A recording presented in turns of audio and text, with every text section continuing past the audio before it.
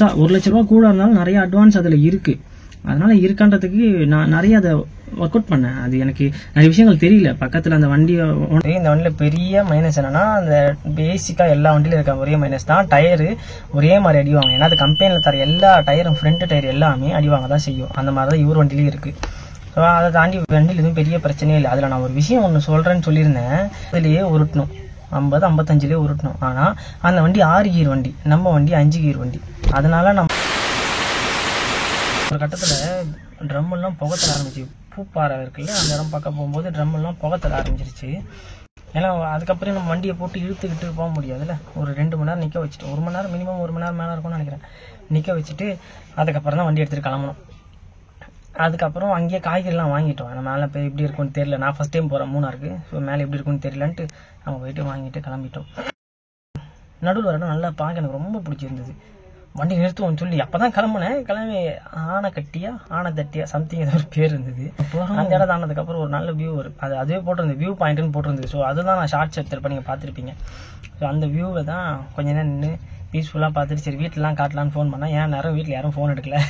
சரி நான் மட்டும் பார்த்துட்டு வண்டி எடுத்துகிட்டு கிளம்பிட்டோம். இது என்ன அப்படின்னா, இந்த நடுவில் இந்த க்ரூஸ் கண்ட்ரோலை பற்றி சொல்கிறேன்னு சொல்லியிருந்தேன் இல்லையா. அந்த க்ரூஸ் கண்ட்ரோலு நார்மல் பிளைன் ரோட்டில் ஏறிடுது, ஹில்ஸில் ஏறாது. கரெக்டு தானே? ஆனால் எனக்கு இது தெரியாது. நான் செக் பண்ணி பார்த்தேன் ஏறுமா ஏறாதுன்னு. அப்புறம் தான் கூகுளில் சர்ச் பண்ணும்போது ஏறாதுன்னு தான் போட்டிருந்தது. ஆனால் அது இதுலேயுமே 2 மோட் இருக்குது, light mode heavy mode 2 mode இருக்குது. அந்த லைட் மோடில் வச்சு தான் இந்த வண்டியை ஓட்டி ஆகணும். நான் அது என்ன ஆச்சு, நான் ஃபஸ்ட்டு வண்டி எடுக்கும்போது கவனிக்கல. லைட் மோடு ஹெவி மோட்லேயே இருந்திருக்கு. நான் பாட்டுன்னு போயிருக்கேன். அப்புறம் லைட் மோடை மாற்றி ஹில்ஸ் ஏறுறேன், அதுவே ஆட்டோமேட்டிக்காக மாறுது ஹெவி மோடுக்கு. என்ன ஒரு டெக்னாலஜி பாருங்கள், லைட்லேருந்து ஹெவிக்கு ஆட்டோமேட்டிக்காக மாறுது. அது ஒரு மாதிரி பெரிய ப்ளஸ். ஏன்னா இடத்துக்கு தகுந்த மாதிரி வண்டி அதை மாற்றிக்குது. அது யாரும் சொல்லிக் கொடுக்கல, என்னவோ இல்லை. அது அதில் ஒரு விஷயத்தை சேர்த்துருக்காங்க, அதுக்காக அது ஆட்டோமேட்டிக்காக மாறிடுது. அதெல்லாம் பார்க்கும்போது பயங்கரமாக இருந்தது. ஏன் இப்போ சொல்கிறேன்னா, க்ரூஸ் கண்ட்ரோல் வச்சு ஓட்டுறது. அந்த வண்டி ஓனர் இருக்கார்ல, அவர் மோஸ்ட்டாக க்ரூஸ் கண்ட்ரோல் வச்சு தான் அந்த வண்டியை ஓட்டுவாராம். ஸோ க்ரூஸ் கண்ட்ரோல்லாம் என்ன அப்படின்னு தெரியலனா கமெண்ட்டில் சொல்லுங்கள், அதை நம்ம இன்னொரு வீடியோவில் பண்ணலாம். ஸோ அந்த க்ரூஸ் கண்ட்ரோல்னால அதுவே நல்லா மைலேஜ் தருது, நீங்கள் வேணால் ட்ரை பண்ணுங்க அப்படின்னு சொல்லி என்கிட்ட சொன்னாப்ல. என்னன்னா நம்ம செட் பண்ணுறோம் இல்லையா, சைடில் ஒரு ஆன் ஆஃப் பட்டன் இருக்கும், அதுக்கு பக்கத்தில் இன்னொரு பட்டன் இருக்கும். அது வந்து நம்ம என்ன ஸ்பீடில் ஓட்டுறோமோ அந்த ஸ்பீடை ஆக்சிலேட்டர் நார்மலாக வச்சுக்கிட்டு அந்த பட்டனை திருப்பினா போதும், அது அந்த ஸ்பீடை லாக் ஆகிடும். நம்மளுக்கு எங்கேயாவது ஸ்பீடை குறைக்கணும் அப்படின்னா ஆக்சிலேட்டரோ பிரேக்கோ சம்திங் ஏதாவது ஒன்றில் கால் வச்சா மட்டும் போதும். இந்த க்ரூஸ் கண்ட்ரோல்ன்றது ஃபஸ்ட்டு காரில் தான் கொடுத்துருந்தாங்க. அதுக்கப்புறம் தான் நம்மளை மாதிரி வண்டிங்களுக்கு லாரிக்கு அதுக்கெல்லாம் கொடுக்க ஆரம்பிச்சிருக்காங்க. இப்போ இதுவரை பெரிய லாரிக்கே தராங்க. ஆனால் இதெல்லாம் நம்ம ஏரியாவுக்கு இப்போ தான் இந்த டெக்னாலஜிலாம் வந்திருக்கு. எனக்கு தெரிஞ்சு நான் 2017-18 இருக்கும்போது எனக்கு அந்த க்ரூஸ் கண்ட்ரோலோட இதெல்லாம் காரில் கொடுத்தாங்க. நான் ஓட்டியிருக்கேன் அதெல்லாம். ஸோ அதெல்லாம் நான் அது அப்போ எனக்கு தெரியும். அதுக்கப்புறம் அந்த க்ரூஸ் கண்ட்ரோல் வச்சு நானும் பல தூரம் ஓட்டினேன், அவங்களும் பல தூரம் ஓட்டினாங்க. நேராக போனோம், மூணாரில் போய் இறக்கணும். இறக்கலை, அதுதான் ட்விஸ்ட்டு. நான் மூணாரில் 4 நாள் ஆச்சு நாங்கள் லோடு இறக்க. ஏன் அப்படி சொல்கிறேன்னா, போய் நான் போனது சனிக்கிழமை. ஆக்சுவலாக அவர் வந்துட்டார், எனக்காக ஒரு நாள் வெயிட் பண்ணார். சனிக்கிழமை வெள்ளிக்கிழமை வந்து சனிக்கிழமை வெயிட் பண்ணி கூப்பிட்டு போனார். ஞாயிற்றுக்கிழமை அங்கே போயிட்டோம். ஞாயிற்றுக்கிழமை இறக்க மாட்டாங்கல்ல, போயிட்டு இந்த இடத்துல போய் நான் பாருங்கள், இந்த இடத்துல தான் சமைச்சோம், சாப்பிட்டுட்டு படுத்துட்டோம். என்னன்னா நான் இந்த வாட்டி இந்த இதிலே படுத்துட்டேன், அவர் வண்டியில் படுத்துட்டாரு. காலைல எழுந்தோம், போய் சைன் ஒன்று வாங்கணும். பக்கத்துல தான் கண்ணன் தேவன் டீ ஹவுஸ் இருக்குல்ல, அவங்களுக்கு தான் லோடு இது எனக்கு லாஸ்ட்டாக தான் தெரியும். இந்த கண்ணன் தேவனுக்கு எனக்கும் ஒரு வேவ் லென்த் இருக்குது. அது மேபி அது ஃப்யூச்சரில் வேணால் அது என்னன்ற நான் சொல்கிறேன். அந்தளவுக்கு சொல்கிற அளவுக்கு அது ஒன்றும் அவ்வளோ பெரிய ஹிஸ்டாரிக்கெல்லாம் இல்லை. ஸோ அங்கே போயிட்டு அந்த லோடு எடுத்துக்கிட்டு அவங்ககிட்ட போய் சைன் வாங்கணும். நாங்கள் கொண்டு போனேன் டிசி எடுத்துகிட்டு போய் அவங்ககிட்ட கொடுத்தா அவங்க சைன் பண்ணி கொடுப்பாங்க. அது எங்கே இருக்குன்றது அவங்க தான் சொல்லுவாங்க. ஆக்சுவலாக என்னென்னா, ஒரு டீ எஸ்டேட்டை புதுப்பிக்கிறாங்க, அதுக்காக அந்த மிஷின் போகுது. அவங்ககிட்ட அந்த சைன் வாங்கிட்டு இன்னொரு இடம் எங்கன்னா ஒரு 20 கிலோமீட்டர், அந்த ஏரியா பேர் நான் மறந்துட்டேன், போர்டு அதில் காட்டுறேன் பாருங்கள். 20 கிலோமீட்டர் நாங்கள் பாட்டுன்னு சரி போகலாம். ஆனால் மேப்பில் பார்க்கும்போது நூடுல்ஸை கொட்டி வச்ச மாதிரி தான் இருக்குது அந்த ரோடு. நானும் அவரும் எப்போயே பேசிட்டு வரோங்க, எப்படியே 2 மணி நேரம் ஆக போகுது அப்படின்னு.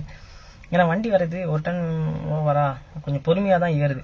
பேசிக்காக உங்களுக்கே தெரியல, டாட்டா வண்டி எவ்வளோ பெரிய மேடம் இருந்தாலும் எடுத்துக்குது, ஆனால் பொறுமையாக போகும், அவ்வளோதான் விஷயமே தவிர வண்டி ஏறாமலாம் இல்லவே இல்லை. ஒரு நாளும் வண்டி திணறலாம் இல்லை, கரெக்டாக மூவ் பண்ணால் நல்லா ஓடுது, அவ்வளோதான். இந்த வண்டி நார்மலாகவே 3rd gear வரைக்கும் மேலே ஏறுது, அதுக்கு மேலே தான் சப்போர்ட் பண்ணலை. ஸோ வண்டி எடுத்தோம், ரூட்டாக அது மிரண்டேன் நான். சொன்னால ஃபஸ்ட்டே நான் அது வண்டி யார்கிட்ட கொடுக்க மாட்டேன்னு எடுத்துட்டேன். வேறு லெவலில் அந்த ரோடு ரொம்ப சின்னதாக இருக்குது. பக்கத்தாத குறைக்கு இது நார்மலாக இந்த ஸ்கூல் லீவ் டைமில் நிறைய டூரிஸ்ட் வர ஆரம்பிச்சிட்டாங்க. ஸோ நிறைய வேனு பஸ்ஸு காரத்தோலாம் தான் தாங்க முடியல. நொச்சு ஹார்ன் அடிச்சுக்கிட்டு வண்டியில் ஏறி கேப்பில் பூந்துக்கிட்டு ரொம்ப டென்ஷன் பண்ணிட்டாங்க. போனால் லொக்கேஷன் வந்து எங்கேயோ மேலே இது ஒரு மாதிரி காமிச்சிது. பார்த்தா மலைக்கு மேலே இருக்கான், இன்னும் மேலே. அதான் நாங்கள் வந்தே மலை, அதுக்கு மேலே ஒரு மேலே போகணும். ரூட்டாங்க அது, நீங்களே பாருங்கள். மிரண்டேன் நான். வண்டி திரும்பும் போதே ஒரு பஞ்சாயத்து. ஏன்னா ஒரு கடை ஒன்று கார்னரில் இருந்தது, திரும்ப முடியல. இது 22 அடி வண்டியாக போய் கட்டாய் வந்தால் திரும்புகிற மாதிரி இருந்தால் அப்பயும் ஜஸ்ட்டு மிஸ்ஸில் தான் வண்டி திரும்பிச்சு. ஸோ வண்டியை திருப்பிட்டேன். மேலே ஏற்றுறோம், ரோடே இல்லை. அப்போயே அங்கே ஒரு செக் போஸ்ட் ஒன்று வச்சுருந்தாங்க. அந்த மேலே போகிறதுக்குன்னு செக் போஸ்ட் ஒன்று வச்சுருந்தாங்க. அவங்ககிட்ட கேட்டோம், ரோடு எப்படிங்க ஆடினா, கொஞ்சம் குண்டு குழியமாக இருக்கும், போய்க்கலாம் அப்படின்னாங்க. அது அந்தளவுக்கு இருக்குன்னு எதிர்பார்க்கல. மேலே போயிட்டா ஒரு வண்டி மட்டும்தான் போக முடியும். ஒரு வண்டி ரிட்டர்ன்லாம் வண்டி வர முடியாது. ரிவர்ஸ் ஒருத்தர் வந்து ஆகணும், இல்லை போய் தான் ஆகணும். இதில் போயிட்டும் திடீர்னு பார்த்தா ஒரு 4 ரோடு பிரியுது. இதில் எங்கே போகிறதுன்னு தெரியல. நிற்கிறோம் ரொம்ப நேரம் நிற்கிறோம். அங்கே ஒரு ஈக்காக்க கூட இல்லை, யாராவது வந்தால் தான் உண்டு.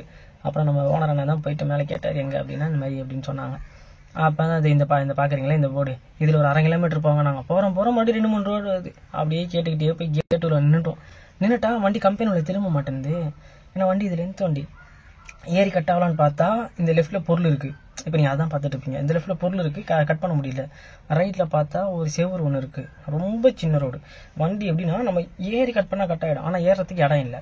அப்புறம் போயிட்டு இறக்கி அவங்ககிட்ட சொல்லிட்டேன், ஏன்னா வண்டி வராது நான் போங்கண்ணா அப்படின்ட்டோம். அப்புறம் செக்யூரிட்டி போய் யாரோ ஒருத்தர் உள்ளே கூப்பிட்டு வந்து அவங்க சைட்லாம் பார்த்து வண்டி எடுத்துகிட்டு போனாங்க. இங்கே நல்ல நேரம். அப்போ தான் அந்த இடத்துல நாங்கள் சொன்னோம் இல்லையா, அந்த போர்டு பார்த்துட்டு மேலே போனோன்னே ஆப்போசிட்டில் ஒரு லாரி வருதுன்னு ஃபஸ்ட்டே சொன்னாங்க ஒரு செக்யூரிட்டி. அதனால் நீங்கள் நின்றுட்டோம்.